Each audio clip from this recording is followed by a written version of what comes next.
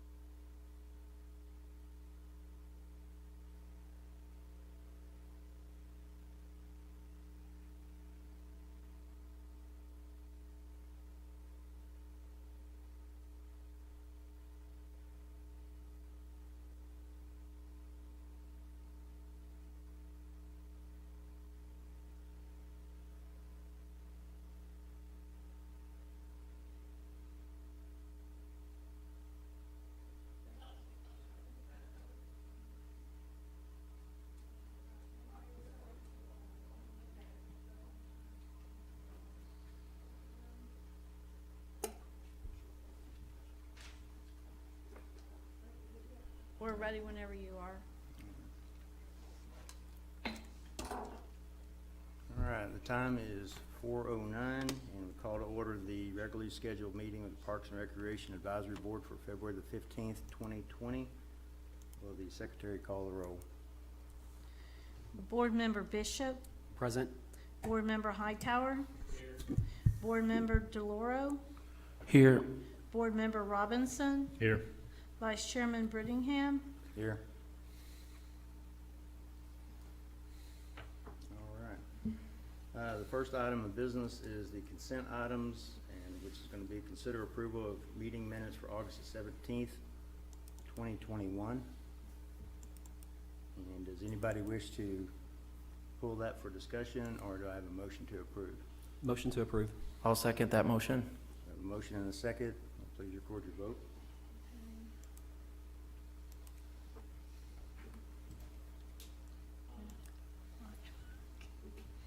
All right, and it's good for, if everyone try and put their votes in now. Okay.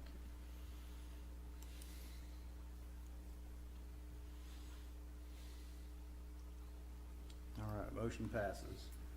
The next item, since no consent items were pulled, is item 3, which is informational items. The first one is 3A, Parks and Recreation Manager Report. Mr. Brewer? Okay, so since the last time we were here, this is what the park has done. We filled that spot for the recreation event coordinator, Chris Lovelady. He is in charge of rec marketing, reaching out to finding tournaments and doing special events and the concession stands. So far he's doing a pretty good job. He's working on last year that Easter egg dog thing. He's working on that now. I'm trying to let him take over. Pool season ended. It made 100,000 net sales. I did not check to see how much we spent, but so when I started, we were in the process of getting scoreboards at the sports complex from the youth scoreboard. They have been installed, they're updated, they're working on them throughout the year. Every once in a while they'll ask to have them turned on just so they can program more advertisements into it. They're actually doing that today. So we're on the docket to get 4 more, depending on how well sales go, and if sales keep going up, they will look at doing the rest of the city's ball fields. Billy Miller, Lloyd Plyler, and all them. But today we actually received our skid steer with a brush hog attachment, so we can use that to scrape off ice in parking lots or move dirt. We'll be using that here shortly because I just ordered 1,000 cubic yards of playground mulch to actually be spread around everything, so we'll actually be in compliance on all our playgrounds. We finally finished all the grant work at Carl Albert Playground. All the pieces of equipment have been installed, and once we did that, we did a ribbon cutting ceremony and did pumpkin painting, and had roughly 60 people come in to paint pumpkins. So it was a pretty good event. We're installing heaters in all the bathrooms to help with the freezing. We did all the big parks first, and we're just peppering in all the other parks to make sure they have heaters. We set up a pickleball court at Dixon Durant on the south side. We have 2 courts on one of the tennis courts. We're not installing a brand new court just yet, just because I wanted to see how well it is doing. People are able to rent or check out the equipment at the library free of charge, and then they just bring it back. And so far, Robbie has only let me know of 1 person that checked it out, but Blue Zone should be starting a clinic and doing a weekly or monthly clinic out at Dixon Durant to help get the sport going. Rec leagues have all wrapped up, of course, but now they're about to start up again. We made roughly $9,770 on all the sports excluding football, which I don't know why, since I have football right there. I'm in the process of getting a website for the Parks Department. It'll be where people can rent fields, RV spots. We will probably include the disc golf courses, pool memberships, all online, so people can stop wondering how to actually reserve fields. They can actually look online, reserve it, see when it's booked, see the costs, and go from there.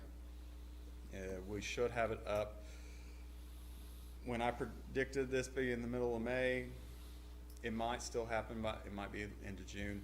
We're supposed to start training up, but I'm having to postpone training because I will be out for a while when training starts up. So I had all the playgrounds inspected by OMAG. It did not go well. So I'm using that information to prioritize which playgrounds need to be replaced the quickest, which ones are biggest infraction, which that's playground mulch was our biggest infraction. And so that's why I went ahead and just got all the playground mulch. The next playground I'm looking at installing will be Lloyd Plyler, and getting those kids something to play on that is safe and doable. The shade structure at the Market Square, I have bought and replaced. It's being shipped here, or it's being fabricated now, but it'll be shipped here. It'll be roughly 4 weeks until that gets in, so that will be done. I'm still waiting on quotes for the shade structure at the DMSC. The construction companies are having trouble having engineers actually come up with quotes because they feel like we're not going to do it, so they're not keep putting us on the back burner, even though I call them once a week. So we'll find out. Will you say again what that was? The shade structure on all the stands at the sports complex, the softball and baseball. Okay. We were looking, from what I gathered, looking at doing a canvas shade structure, but then we did not get, the prices went up, so we can't do the canvas. I'm going with a sheet metal roof to match everything else there. It should be a little bit cheaper, but we probably still won't be able to do all of them. It'll be 2 or 3. How do you decide which ones to get it? The use, depending on which fields have the most uses out of it. I think 5 already has it, but 7, I think, softball is the biggest one that we would have to worry about, and then 3, I believe, for baseball. And that's might be changing due to Bryan County Sports is now taking over all baseball and softball, from what I hear. So there'll be all games at the sports complex, and then they're hoping to do practices just in the city fields to help spread everything out. What was that cost of that canvas for the Main Street area or the First Street? Just as a ballpark idea. It was a replacement, so it was just the material. Yeah, it was 2,000, I think, 2,600. Okay, and that's usually what, about a 5-year lifespan, maybe? They're depending on weather and all that, they're estimated to be 10 years. Okay. But depending on the quality and who fabricated and all that. Okay, that's not that bad. Or that's what they're guaranteeing me for this one. I don't know who manufactured the old one. So the main driver for you having to select which fields to put them on at the sports complex is money, and what was budgeted? Well, yeah, what was in the capital improvement that we approved of this past year is roughly 25,000 for shade structures. One canvas shade structure, brand new, is like minimal 27. And with my opinion, going with a canvas shade structure, it does not last as long. And if everything else is sheet metal out there, why switch to a different material that's not going to last as long? And your sheet metal would last, it's going to last. Essentially forever until it rusts out. This may be an opportunity for you to put together a bid proposal, and you know what the costs are, and to approach the Durant Community Facilities Authority Yeah. about the money, That's the plan. so we can move forward. Once, Winham Engineer, or Construction gives me the quote to roughly see how much they are in the aspect that I'm looking into, that's when I'll approach. Well, I'm just trying to get one done for now. Oh, and then the normal stuff. We hosted a softball tournament. I have talked to National Championship Sports here they're based out of Dallas. They are going to host up to 10 tournaments here in Durant. One was supposed to be in like 2 weeks. No one signed up for it on their end, so they're rescheduling it. But we'll have one every month from here till roughly October. We also met with someone from rugby. I forgot the company, but he's going to host a rugby tournament out at the complex in August, beginning of August. It'll bring a lot of people in town if everyone signs up. It was supposed to be in Vegas, but they said no in Vegas, so they decided here. I'm going for it. So I couldn't tell you what the specs are on a rugby field, but he's supposed to give me that information. We've had a couple events, the fall concert series that went well, the tree lighting ceremony, it was decent, and we're again hosting the Easter egg hunt here in a couple months, and we're going to start training. Tomorrow we're actually getting pesticide and herbicide applicator training done, so hopefully we'll have people pass the test next week. Any questions about that? I know it was a lot, but it was like 4 months worth. Does anybody have any further questions, comments? All right, we'll move on to 3B, which is thank you, Ryan. 3B, which is Carl Albert Disc Golf Course Statistics, and I believe Member Bishop requested this be on the agenda. Correct, yes. I wanted to follow up with some statistics about the course that we were able to track. So myself and board member Mike DeLauro are the co-course designers here at Carl Albert, and just being able to follow up with its progress and see, is it a healthy course, is it how's it doing, and our way of being able to measure this. And even when we built this course, we didn't necessarily think that we had this tool available to us. So being able to have statistics and tracked plays on this course has been a helpful tool for us. And what we did was we contacted a company called UDisc, and it's a phone app and it's a scorecard. So when you play a round of disc golf, you track your scores. It tells you information about the course as you go along. So if you're not familiar with where the tee pads are and the baskets are, it also has a map to tell you, you go here next. So it's a really useful tool for players. And so if you were a player that used this, you made the statistics. Now you're probably, what I'm not able to track in this is people that didn't use the app, obviously. And so being able to quantify that number, we don't know. We know there's a lot of people that played it that probably didn't use the app, but I'm going with just the statistics in this presentation. And what I was able to come up with is a couple of items. The first one is that in Oklahoma, there are 201 registered courses with this app that people play with. And of that, out of those 201 courses, Durant is the number 1 9-hole course in the entire state. We're the most popular 9-hole course in Oklahoma by a pretty good number.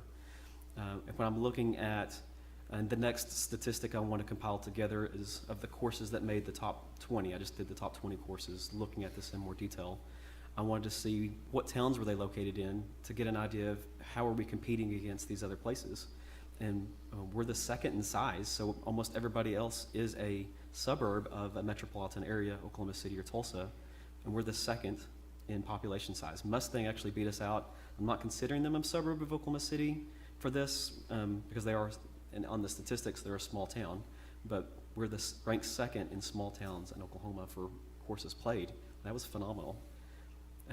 The next item I'm looking at is of the rounds actually played, the numbers of of times that the course was played, we ranked 13th in all of Oklahoma out of 201 courses, competing against 18-hole courses, competing against metropolitan areas. Carl Albert Park ranked 13th out of 201 for popularity of people playing this course. And that was really phenomenal in itself, because I'm competing against people that are courses that professionals play on, that are on tours. That was really phenomenal in itself. And the next part is, now I'm getting into, we currently hold a rating of 4.1 out of 5 stars, or out of 5.0, and that puts us ranked 12th out of the top 20 in that score rating. And the last statistic I'm going to come up with is that using the distance of the course, so from the tee pad to the basket, and that's walking the course, and you have so many feet that you walk, I was able to say that we played, if I can use actually the numbers here. So the distance of our course, if you're to walk it, and you're only going from the tee pad to the basket and nothing extra, you would take 2,714 feet. Now, you probably will actually walk more than that if you're counting your steps on your watch or something, but just taking the course length times the number of times it was played, that gives me an extrapolation saying that players have walked 3,079 recorded miles at Carl Albert Park. I don't know of any other item out there that's able to say we've had people walking 3,000 miles on any item, and I think that was a phenomenal statistic to be able to give our community to show its popularity. So now going into the health of the course, there are some items that these statistics also are able to tell us about its health, and one of them is going back to that rating of 4.1. It gets a 4.1 rating because it's not an 18-hole course, it's only a 9, so it gets some draws back there. Even if people absolutely love it, they're not going to give it 5 stars because it's not an 18-hole course. And the second thing is there's a safety factor, which we've discussed in the past before, of the size of the tee pads isn't the dimensions aren't to spec, and so they're not quite as safe as they need to be. And so if we can improve the safety of those tee pads, we're going to see that course rating also increase. So if I'm just looking at the table itself of what we presented in the statistics here, I wanted to throw in some other courses in our area to compare to, just to see how we're holding up, because if we're competing against the Mustangs and the Oklahoma City courses that are, and the Norman courses, which have huge populations to source from, we're doing phenomenal. But if I'm competing against other courses like another small town, which is a very popular course, and it's in Krebs, Oklahoma, a suburb of McAllister, its rounds played, even though it's a phenomenal course, very highly rated, it's 17th in Oklahoma. We're beating that course. We're beating a course in Noble, Tulsa, Broken Arrow, Edmond, Tulsa. And that was just phenomenal to see these things. Ardmore's course, one of Ardmore's more popular ones, they're ranked 36th in the state, and they've been in existence for a long time, and we're 13th in Oklahoma. Looking at comparing, if I was to throw Denison and Sherman's courses into this Oklahoma mix, if they were here, we beat Sherman's course, and Sherman's course is highly rated. We lose out to Denison's course, which would be 9th, and we're 13th. So they do beat us a little bit. So we're really competing very well and positioned very well in the state to have this popular course and this amenity it's becoming a draw, and something that Durant is being known for in this community for having excellence. So I think that with a little bit more improvement, we can see that 4.1 rating probably jump up exponentially with just a little bit of tweaking. That's what I had on the course. Did Board Member DeLauro have anything he'd like to add? Will you say again how that 4.1 is, it's a combination of all these factors that you just mentioned? So that's the players' feedback. The players, Okay. as they play the course, that they're giving reviews, they're giving feedback, and that's how they're coming up with that rating of 4.1 out of 5.0, and that's the players themselves judging this.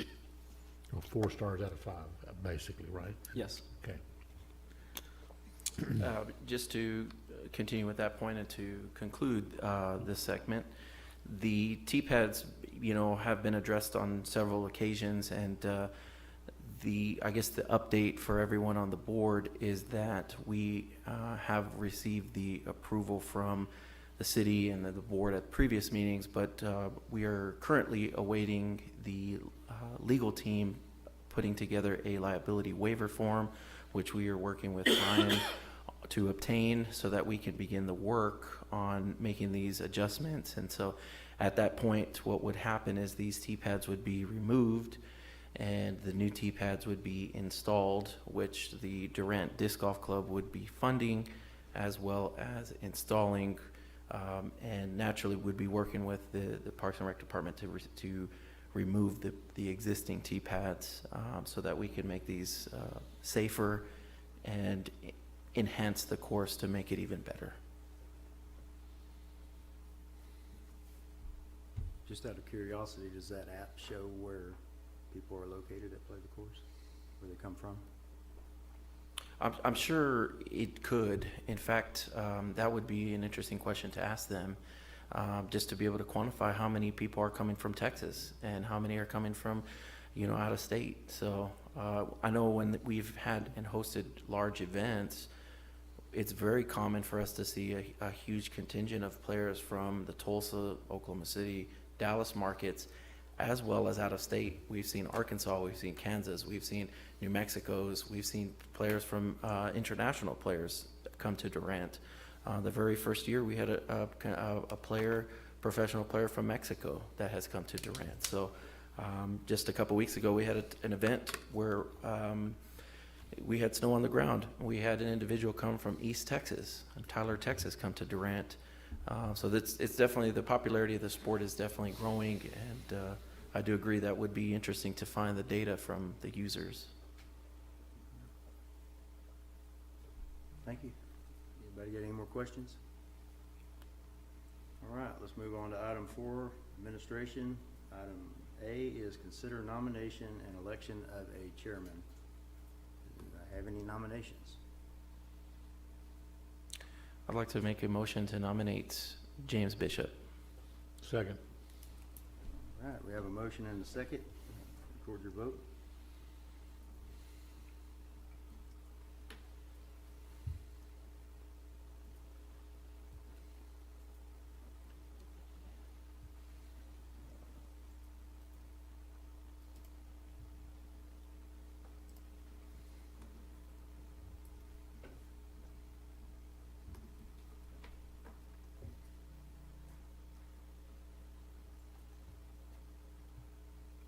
Congratulations. Since we can't move because we're locked into a computer, I'll just pass this to you. You get to take it from here. Thank you, everyone, for your vote of confidence. Now, I just hope that we can be able to go through this meeting and figure out how to see these items through. So now we're moving on to the next item, now that we have a chairman. Consider nomination and election of vice chairman. Do I have a motion or a nomination? Mike? Did he just put his head down? I nominate Mike DeLauro for the vice chair position for the Parks and Rec Board. Second.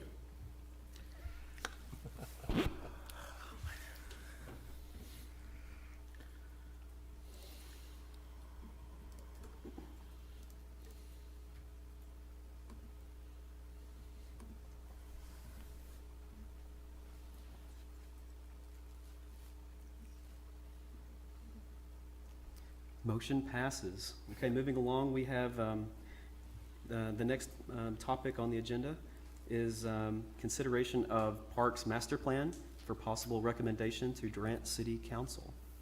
And I believe we have Mr. Ryan here to present that information to us.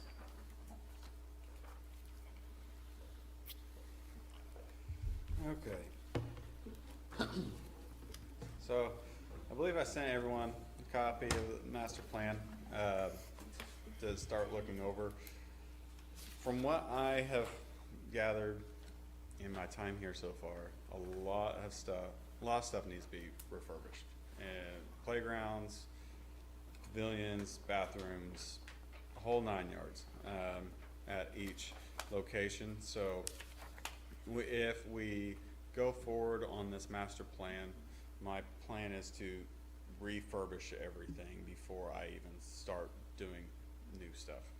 And and our lake, we have bathrooms need to be refurbished, the house down there needs to be refurbished. We need to fix the RV pads that we currently have. We're also looking at installing 10 more to have more spacing. Tent sites, getting a fishing dock out there, just because I feel like that makes sense for the people. Installing a new bathroom, getting a bigger parking lot, and swim beach, horseshoe courts, and then we'll install some additional lighting down the roadways. The country club is where I have put some info in.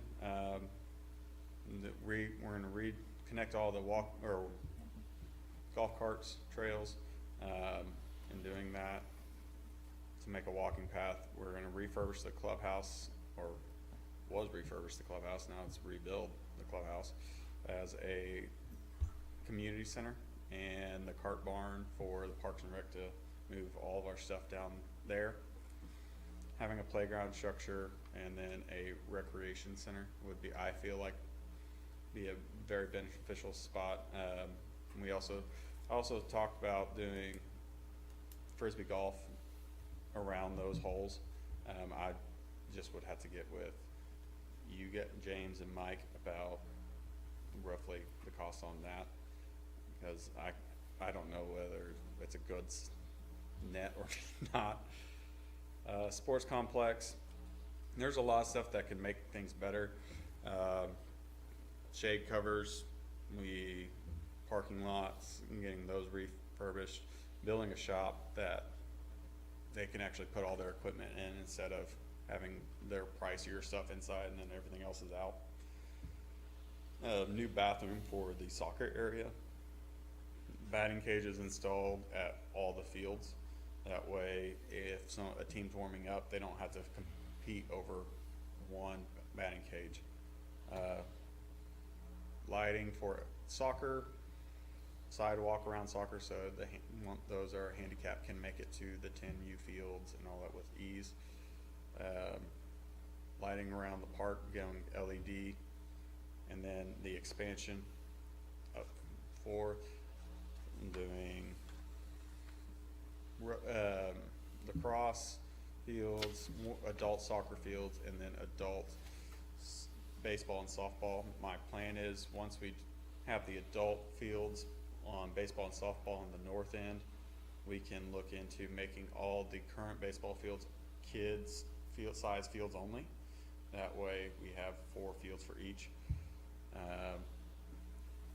Slate Park, there's again a lot of stuff that just needs to be touched on. The Carl Albert, the big one, redoing the skate park, getting a new slide at the pool, updating the pool chemical system, installing a pickleball court, fitness parks, and I don't know how much you guys really want me to go through all this, but there's plans at each park, but for the most part we're looking at refurbishing before we install something new, and just going from there, figuring out what would be the best route, bouncing from park to park. A couple of questions, if I may. My first question is going to be looking at these items. There's a lot here, and I'm really excited to see the whole the plan as we're coming together and it's in its beginning stages here. Do you feel like you've got, and you kind of touched on this, refurbishing first, do you feel like you've got a hierarchy of items and a timeline that you want to have with those?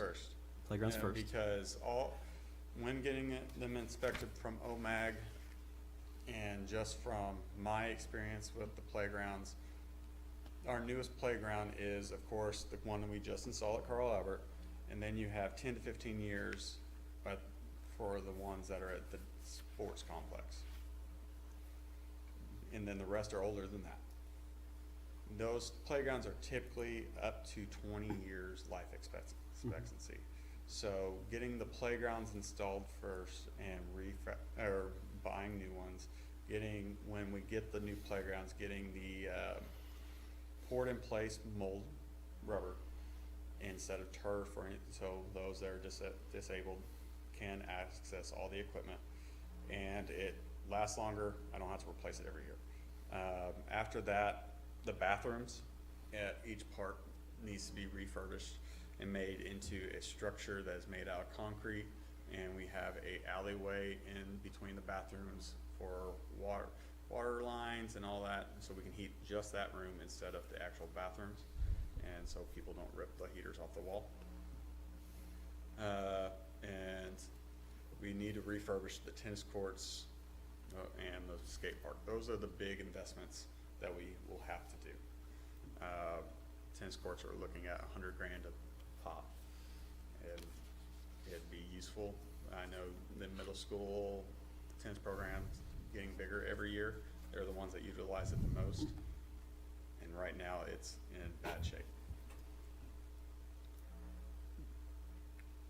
What was the total investment? I think it's just under 17 million. Yeah, and I mean, this is not gonna be an overnight deal, but it's gonna be a 10 to 15 year long project. 5 years just for refurbishing, and then 5 years of slowly started building in new stuff. I'd just make a comment, I guess, more than anything. I mean, you have several items at the sports complex. Mm-hmm. That tax is set to expire in 2024. Yep. I personally think it would be wise to look at some of these items that you've listed on here that would increase the longevity of that facility, whether it be comfort items such as the canopies. I think you talked about turf and different things. Yes. And that may be something that you need to be preparing a proposal Yeah. and take it to the DCFA sooner than later Yes. to make sure that that money in that fund is actually spent on the sports complex. Yep. And I think that would be a wise use of that money, I agree. because this is long-term stuff. Yes. That tax is short-term. Yep. There's no guarantee that there'll be any extension. Yes, sir. So, I mean, we need to face reality of what we actually have today. Yep. So that's just my thoughts on it. I have a thought here, and naturally, I sit on quite a few of the youth sports boards and visit with Imagine Durant,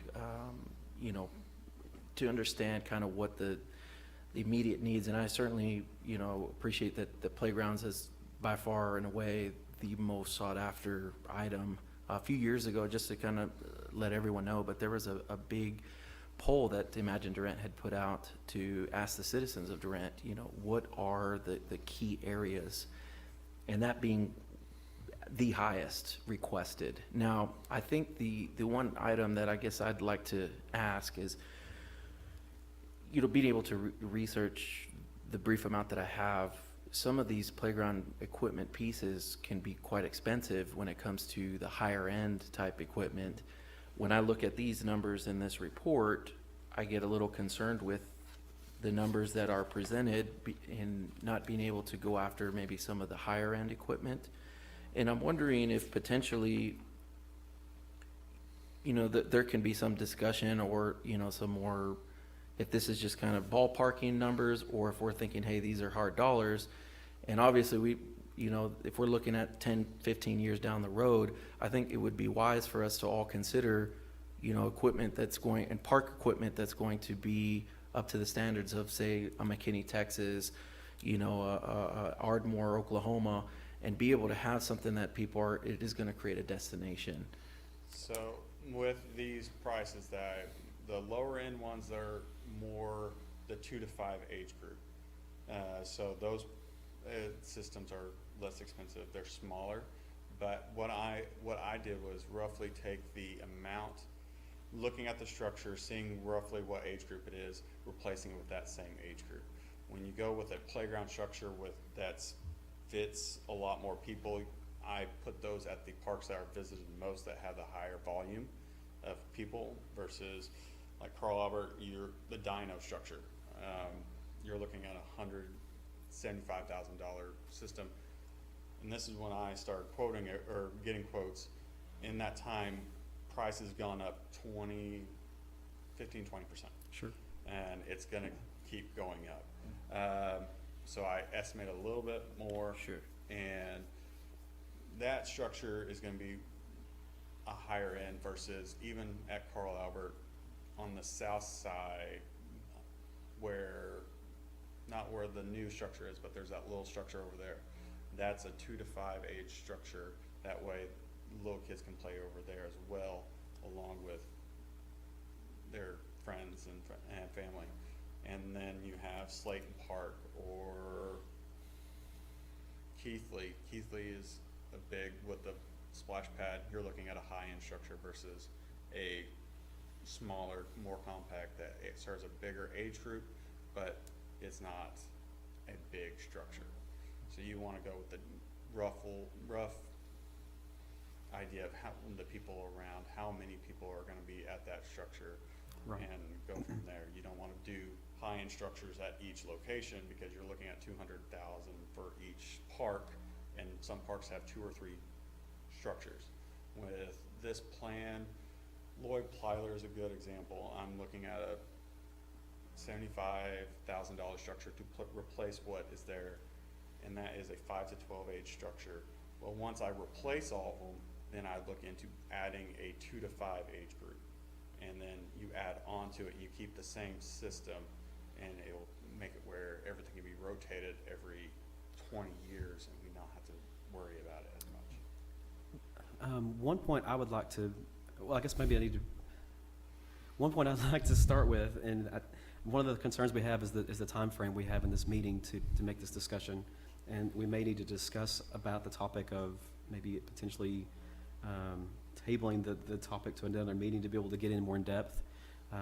But I do have some points to make when I'm talking about playground equipment. One of the things that I discovered and researched before I got onto the board was what's some criteria I want to think about when I'm looking for this equipment. I do appreciate, and I really do enjoy the use of what's at the new one we just installed at Carl Albert Park. But the feedback that I get when I'm talking to people that are present at the place, it's not flashy. There's nothing about it that's really memorable. And my kids, when at home, when they're thinking about going to the park, my kids are always asking me, even this last week, we're ready to go, let's go to the Rocket Park. That's what they think of when they say park, they want to go to the Rocket Park. And it's something that's a themed item that's memorable to them and makes an impact. So even though we've got dollars invested in playground equipment, generic playground equipment for them to play on, it doesn't necessarily make an impact in their memory and in their life. So there's some criteria that I would like to discuss if we're going to do big budget items at parks, and I would love big budget items at parks, which we're talking about maybe stepping up a little bit more in this higher end, which is making the equipment desirable, not just in that it's functional, but that there's some desirability to it that the kids can remember what they played on. Maybe it's themed, so at the Rocket Park, maybe it's a space theme. We got airplanes, we got rockets, That's my plan. Sure. Is because Keithley would have Rocket baseball. Park, the rocket itself, Yep. it doesn't meet standards, safety Absolutely. standards. So Yep. we need to sooner rather than later shut that down.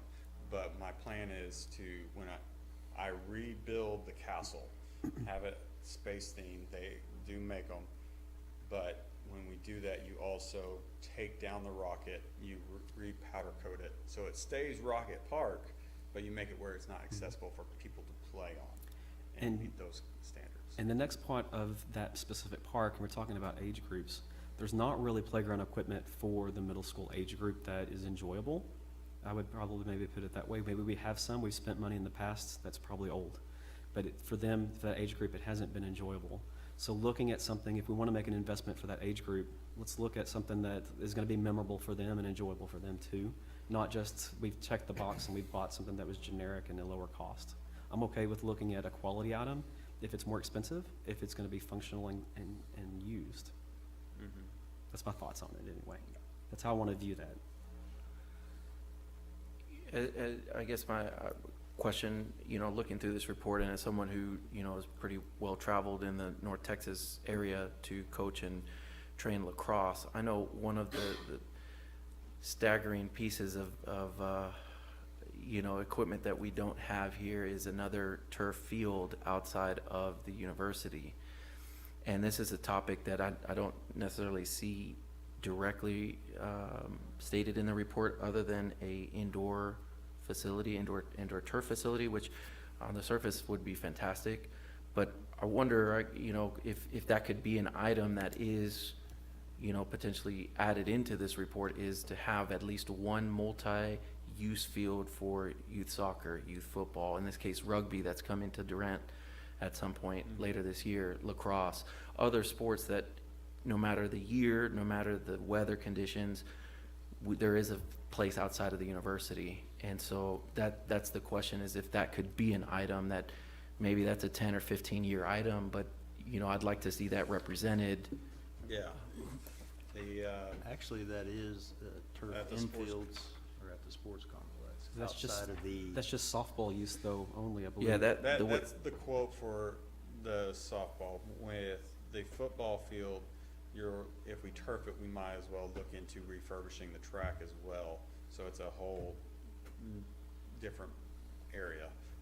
With how much use the football field currently gets used, I'm looking at when we do the expansion, that's when we look into turfing that, to see if we continue growing in the football area. But the soccer fields, we do see that as a possibility too, correct? I haven't planned for turfing the soccer area just because of how vast the area is. It'd be a huge investment that I'm already putting in a huge investment just to refurbish everything. We like it. And I'm like, you gotta pick and choose your battles. Sure. And turfing in an area that size is not really feasible. It looks nice, but maintaining and keeping everything well when we have good grass out there, natural turf. And we're working with OSU Extension Office on getting that grass where we rye seed in the winter so it's green all year round. That's what we're looking at for the soccer area instead of just what we got going on. So the expansion you're talking about and redoing the football field, would it be in the same location? The football field, yes, the current we refurbish the track and football field to stay in the same location. Okay. But with the expansion, we would add one on the north side in that field. Another field. We own everything north to this complex, so we're looking at doing soccer, or lacrosse, baseball, softball, and possibly another football field over there. I guess my question is, that track that's there right now is not regulation, is it? It is not. So are we looking at making a regulation track? Or Yes, to if be I'm going to utilized? do it, if I refurbish it, I'm making it regulation because it makes no sense to have a track that's not regulation size.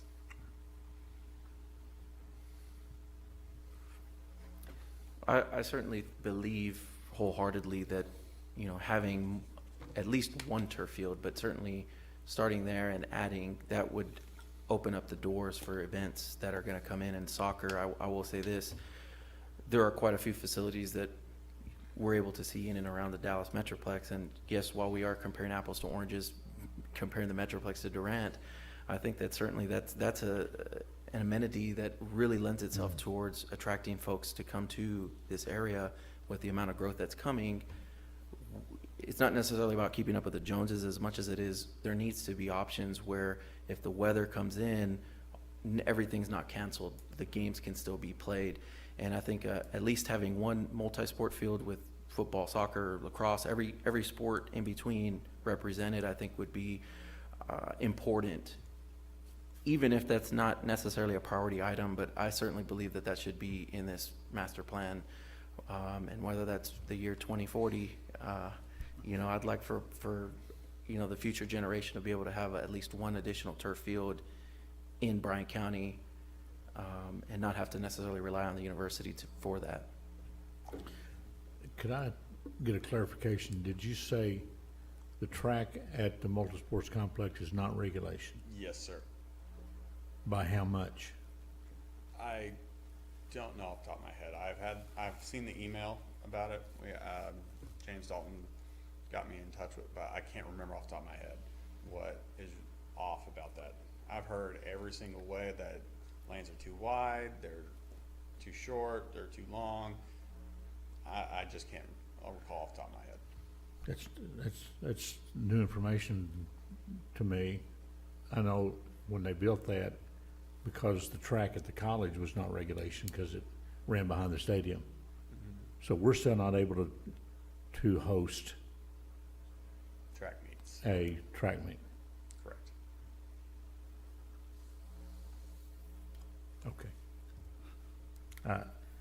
Which again, I thought the reason we built that was so we could have a regulation track. it was. Well, Which again is where I think Yes, you need to going put some to type of DFCA. proposal and go to the DCFA and use that money what it was intended for before it's gone. But if we're gonna, and you've got some great ideas in terms of marketing that thing, and, Yeah. but if we can't host a If we can't host a track. certified track meet, Yep. and I thought all along that we had done that, we'd taken care of that a long time ago. So that's, if I've heard it, I'm sorry, I've forgotten it. But, it's still a concern to me that, okay. Is there a way that perhaps some of these items that we've discussed, this regulation track, the turf fields, the Frisbee Golf for the country club, is there a way that we could maybe table this motion for some additional, Honestly, what I recommend is what the airport's doing, is they're having a public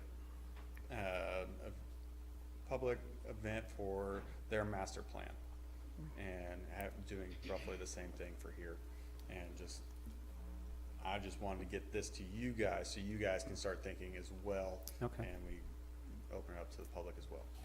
That sounds a lot more reasonable. I think the initial thought was we wanted to see this and be able to approve it for the council, without having the time as a group to discuss. And so that's very helpful to be able to have that open forum place. Because in that open forum, there's one other point I wanted to talk about. Playground equipment is, it's really helpful to have, like we did at Carl Albert, which is the fencing around that for the smaller kids, just to keep the parents to feel more secure. One entry, one exit. The parents can visit and not have to be worried about, where's my kid? Well, is, Throw that in there. in terms of taking this to the next, whatever the next step is, is there, the possibility of us being able to be represented, around a working table, which this is not, Yes. and not supposed to be. But if there's a working meeting in terms of looking at this, is there I would like to recommend that in some way that we be represented at that, either by our chairman or vice chairman, just because of what we're supposed to be doing, and what we're motivated to do, and certainly knowledgeable about. So is that something that we can move on or recommend? How can we get a seat at the table, I guess is what I'm That's asking. a great question. I'll have to talk to someone about that, because I don't. Yeah, off the top of my Would that head. be special meetings? That would not be something that would need to be said here tonight. I mean, Yep. you can visit whoever you need to, and then they can set another meeting or Sure. whatever, how we Yep. propose to do it. Okay. Mr. Chairman, I would suggest that we not table this, because if we table it, it has to come back Okay. at a set time and same format. That Okay. no action may be the better course. Okay. So a motion has been, actually, I'd And like to no interject motion- first. No motion is needed either for no action. is there a no motion, You just say no. motion made? You just simply say no action. Okay, no action is being taken on this item this evening? I guess on point of information, are any of what we've discussed tonight, these changes or additions, going to be included in this master parks plan? Or what is the next step? I know we discussed a few things, but, I will, so for example, I mean, we've discussed several of these items, but, I mean, you had mentioned the Frisbee Golf at the country club, Yeah. the turf fields, the regulation track. Is that something that can be added into this report? yeah. Okay. At least, I mean, it's just me working on it and getting Okay. quotes for everything and going from there.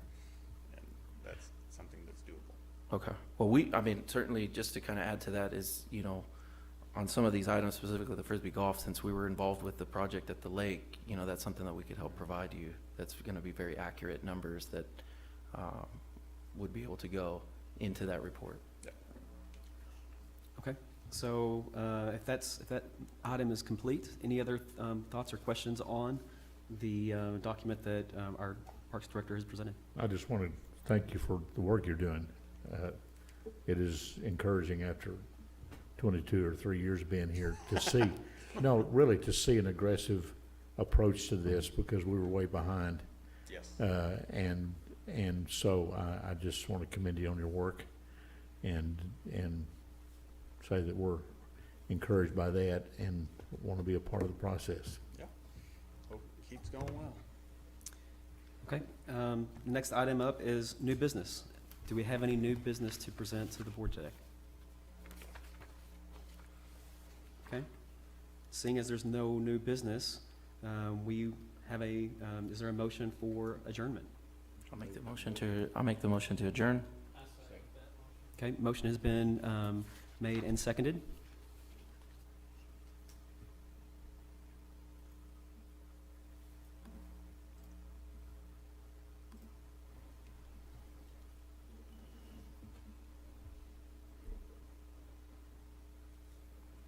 Motion passes and we are adjourned.